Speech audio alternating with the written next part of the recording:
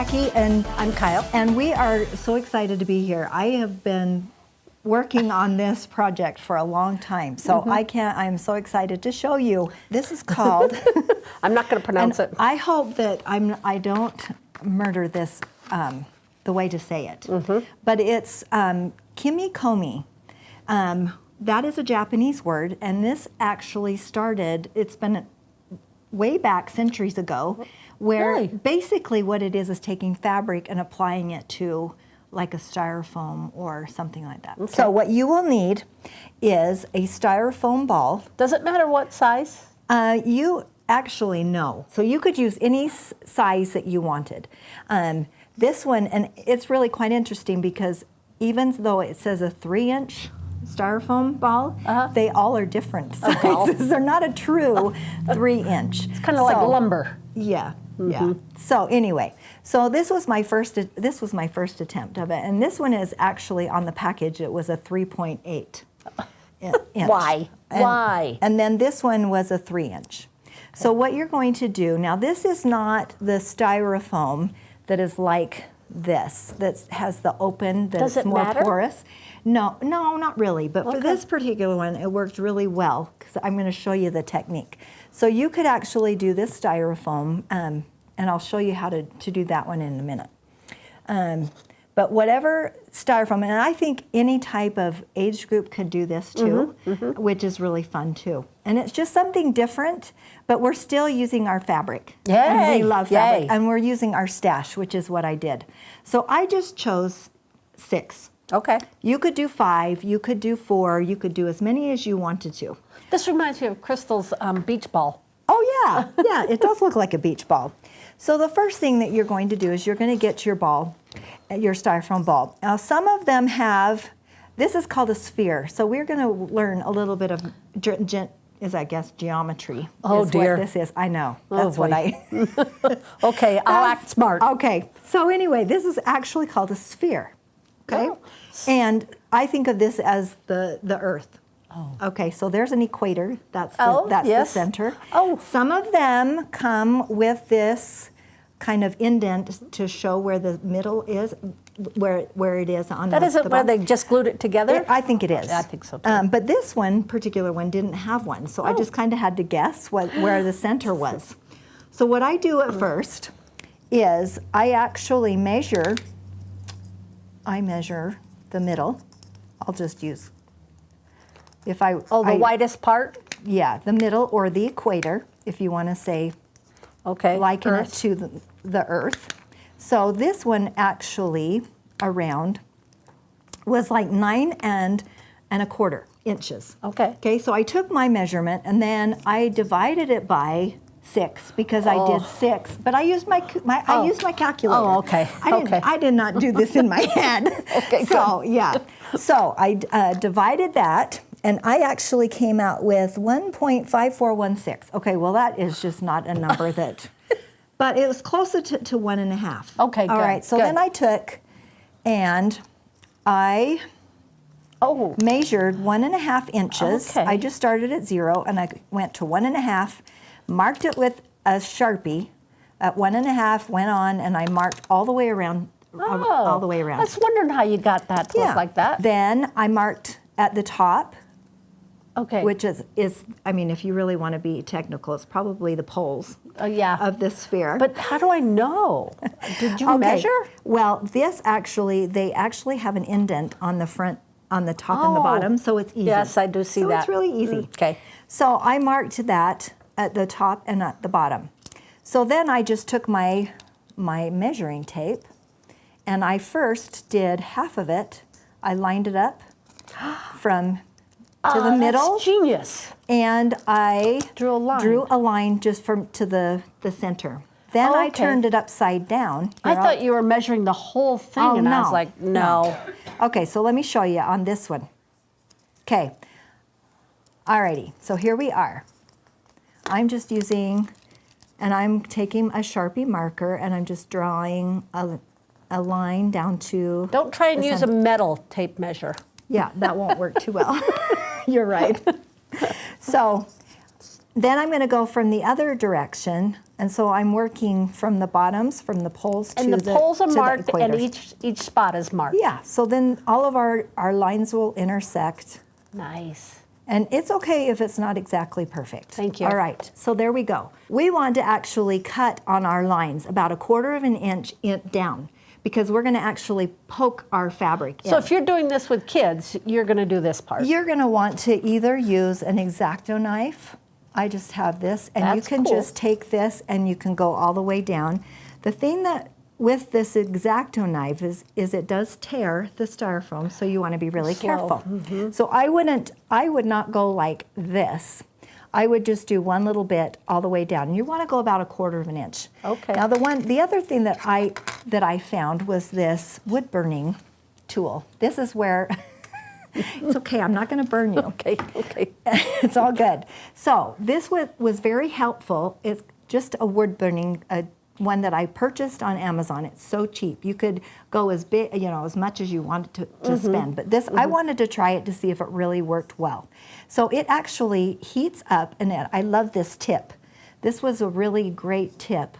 I don't know if you can really see that. It kind of looks like an X-Acto knife. Yeah, it but does. it's heated. It's heated. So I'm going to take this, and I'm going to start at the top, and I'm just going to lay that on. Like butter. It is like butter. And I'm just going to go down, and it actually is melting the styrofoam. I don't want to leave it in too much, because then, but it's just, I don't know if you can see that. Whoa. Isn't that cool? Do I have to do the X-Acto knife if I'm using this? No. Oh, okay, good. You can use the X-Acto knife. You can use anything that will cut the styrofoam. I've done all the one side. Now I'm going to turn it upside down, and I'm going to go in the opposite direction. Right from that So then center. I'm going to meet at the center again and go. I mean, this was so slick doing it with this I heat can burning see. tool. All right. So then afterwards, I know that's hard to see, but I actually have indents in the styrofoam. So now it's time to apply the fabric. So in our technique sheet, my husband was so cute, and he figured out a pattern so that you can cut the orange peel the size of what you need out of your fabrics. Nice. So there's one for the bigger one and one for the smaller one. And this is for if you do a 6 wedge. Oh, okay. A 6 wedge one. Okay. So now the next thing is that now I'm going to apply the fabric to the styrofoam ball. You could just take and lay this on top of it, but I found that by using glue works the very best. So now I am just going to that's a good idea. Just water-soluble glue, and I'm going to put it in that wedge. You're not trying to get it in the... No, I don't want to put it in the slits. the slits. Yeah, Okay. so then I'm going to take my fabric. The other tool that I have found was really helpful was this by Annie stiletto.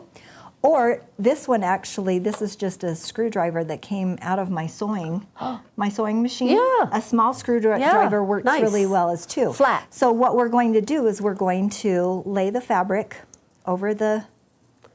This is larger than your area. Yes, about 1/4 of an inch. Okay. So I'm going to just kind of lay that on top, and the glue holds it in place. That's nice. So it's really nice. So then it looks like this.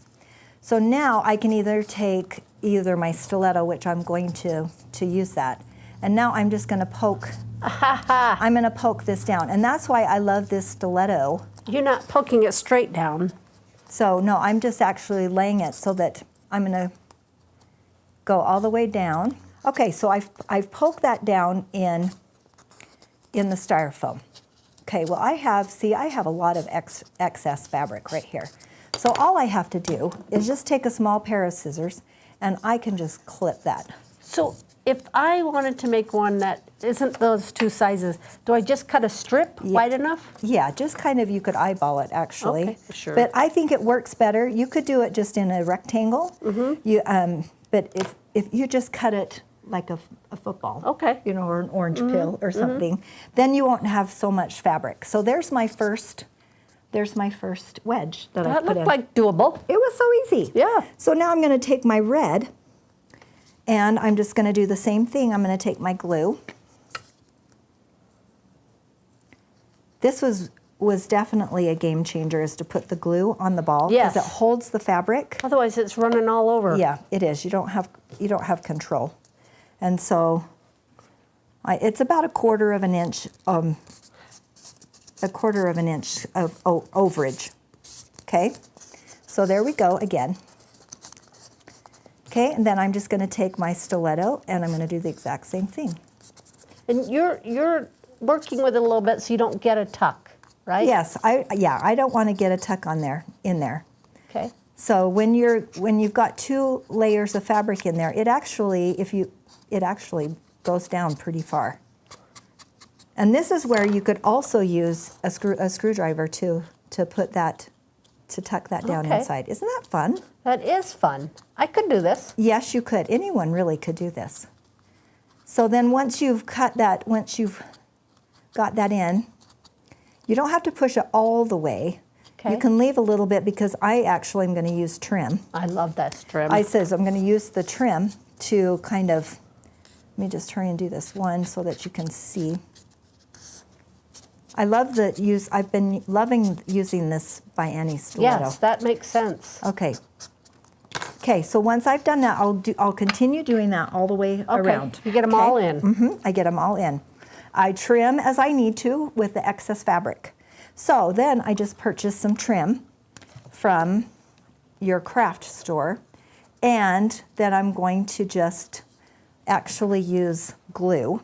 This tacky glue worked really good. Hot glue works really good. Okay, yeah, but hot glue kind of burns. Can be messy sometimes, but this is just a tacky glue. That's a good idea. And you can just put the tacky glue down inside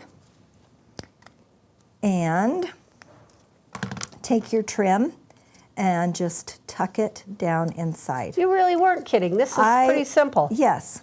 And then I would just cut it. I actually put pins on the top, so I would put a pin here and a pin here just to hold it. Just to hold it till it dries. Till it dries. But look how cute. You can That do is all kinds. darling. You can do all kinds of trim. You could do gold. You could do. There was a braid. So it's so simple. The trim doesn't have to go in. No, it just sits mostly on top. It just kind of covers up your edges, the raw edges do whatever that you're doing. wanted. Yeah, isn't that fun? Nice. And then you covered up the ends with a button. I did. I covered it up. You could do it with a button. That's awesome. You could do it with. You could put a jingle bell on it. You could do anything. Yeah. You could do so many fun things Oh, with how this. fun! That's great, So, Jackie. but that's this one. But you can also use, if you can only get this type of styrofoam. Okay. This one I actually just poked. I just actually poked it in. In fact, all I did was I just laid this on the top. Then you could just either do a butter knife or whatever, but you can just poke that. You can kind of hear it. Yeah. You can just poke it in like this. That's awesome. So that's how I did this one. And you could just use even your smaller scraps to kind of do kind of a... Be cute to make a little snowman. Yeah. So you can also use it with this kind of a styrofoam. That's but cute. you're actually applying fabric to a styrofoam bowl. And you didn't use any glue either. I did not use glue. I did not. And so, yeah, so you could be really fancy and do all kinds of things, or you could just do it and do a bunch of those, and it's That's awesome. really fun.